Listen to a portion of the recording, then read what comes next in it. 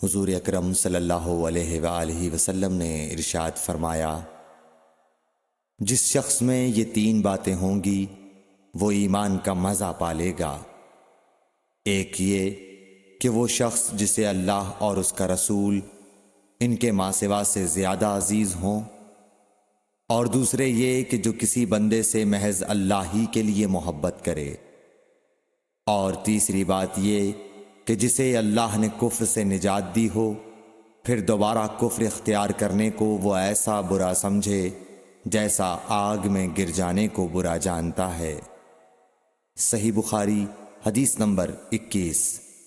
حضرت محمد مصطفیٰ صلی اللہ علیہ وآلہ وسلم نے فرمایا، جب جنتی جنت میں اور دوزخی دوزخ میں داخل ہو جائیں گے، اللہ پاک فرمائے گا، جس کے دل میں رائی کے دانے کے برابر بھی ایمان ہو، اس کو بھی دوزخ سے نکال لو۔ تب ایسے لوگ دوزخ سے نکال لیے جائیں گے اور وہ جل کر کوئلے کی طرح سیاہ ہو چکے ہوں گے، پھر زندگی کی نہر میں یا بارش کے پانی میں ڈالے جائیں گے۔ اس وقت وہ دانے کی طرح اگائیں گے، جس طرح ندی کے کنارے دانے اگاتے ہیں۔ کیا تم نے نہیں دیکھا کہ دانہ زردی مائل پیچ در پیچ نکلتا ہے؟ صحیح بخاری حدیث نمبر 22۔ حضور اکرم صلی اللہ علیہ وآلہ وسلم نے فرمایا، میں ایک وقت سو رہا تھا، میں نے خواب میں دیکھا کہ لوگ میرے سامنے پیش کیے جا رہے ہیں اور وہ کرتے پہنے ہوئے ہیں، کسی کا کرتا سینے تک ہے اور کسی کا اس سے نیچا ہے۔ پھر میرے سامنے عمر بن خطاب لائے گئے، ان کے بدن پر جو کرتا تھا اسے وہ گھسیٹ رہے تھے، یعنی ان کا کرتا زمین تک نیچا تھا۔ صحابہ رضی اللہ تعالی عنہ نے پوچھا کہ یا رسول اللہ، اس کی کیا تعبیر ہے؟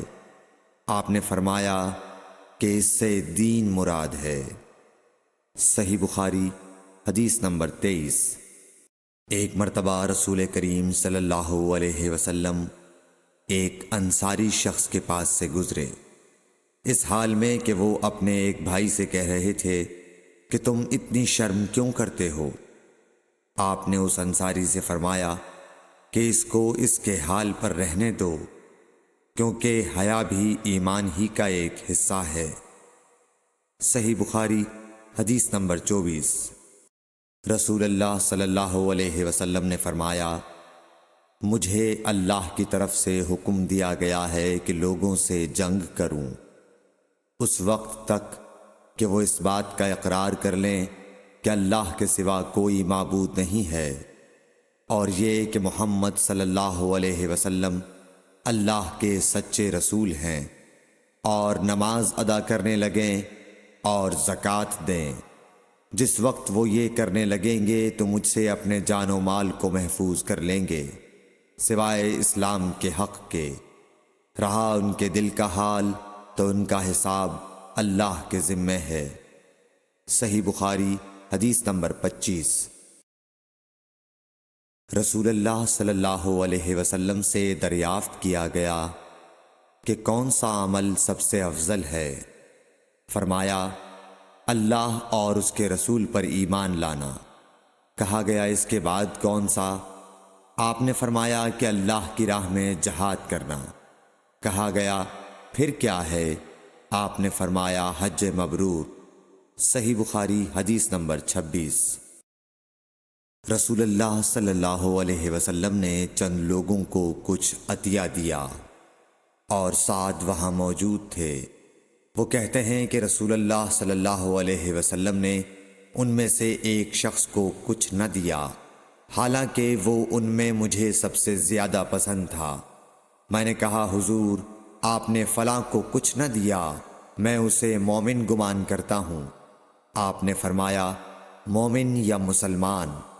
میں تھوڑی دیر چپ رہ کر پھر پہلی بات دہرانے لگا۔ حضور صلی اللہ علیہ وسلم نے بھی دوبارہ وہی جواب دیا۔ پھر آپ نے فرمایا کہ اے سعد، باوجود یہ کہ ایک شخص مجھے زیادہ عزیز ہے، پھر بھی میں اسے نظر انداز کر کے کسی اور دوسرے کو اس خوف کی وجہ سے یہ مال دیتا ہوں کہ وہ اپنی کمزوری کی وجہ سے اسلام سے پھر جائے اور اللہ اسے آگ میں اوندھا ڈال دے۔ صحیح بخاری حدیث نمبر 27۔ ایک آدمی نے رسول اللہ صلی اللہ علیہ وسلم سے پوچھا، کون سا اسلام بہتر ہے؟ آپ صلی اللہ علیہ وسلم نے فرمایا کہ تو کھانا کھلائے اور ہر شخص کو سلام کرے، خواہ اس کو تو جانتا ہو یا نہ جانتا ہو۔ صحیح بخاری حدیث نمبر 28۔ حضرت صلی اللہ علیہ وسلم نے فرمایا، مجھے دوزخ دکھلائی گئی تو اس میں زیادہ تر عورتیں تھیں جو کفر کرتی ہیں۔ کہا گیا، حضور کیا وہ اللہ کے ساتھ کفر کرتی ہیں؟ آپ صلی اللہ علیہ وسلم نے فرمایا کہ خاوند کی ناشکری کرتی ہیں اور احسان کی ناشکری کرتی ہیں۔ اگر تم عمر بھر ان میں سے کسی کے ساتھ احسان کرتے رہو، پھر تمہاری طرف سے کبھی کوئی ان کے خیال میں ناگواری کی بات ہو جائے تو فوراً کہہ اٹھے گی کہ میں نے کبھی بھی تجھ سے کوئی بھلائی نہیں دیکھی۔ صحیح بخاری حدیث نمبر 29۔ حضرت صلی اللہ علیہ وآلہ وسلم فرماتے تھے، جب دو مسلمان اپنی اپنی تلواریں لے کر بھڑ جائیں تو قاتل اور مقتول دونوں دوزخی ہیں۔ عرض کیا گیا، یا رسول اللہ، قاتل تو خیر ضرور دوزخی ہونا چاہیے، مقتول کیوں؟ فرمایا، وہ بھی اپنے ساتھی کو مار ڈالنے کی حرص رکھتا تھا، موقع پاتا تو وہ اسے ضرور قتل کر دیتا، دل کے عزم صمیم پر وہ دوزخی ہوا۔ صحیح بخاری حدیث نمبر 30۔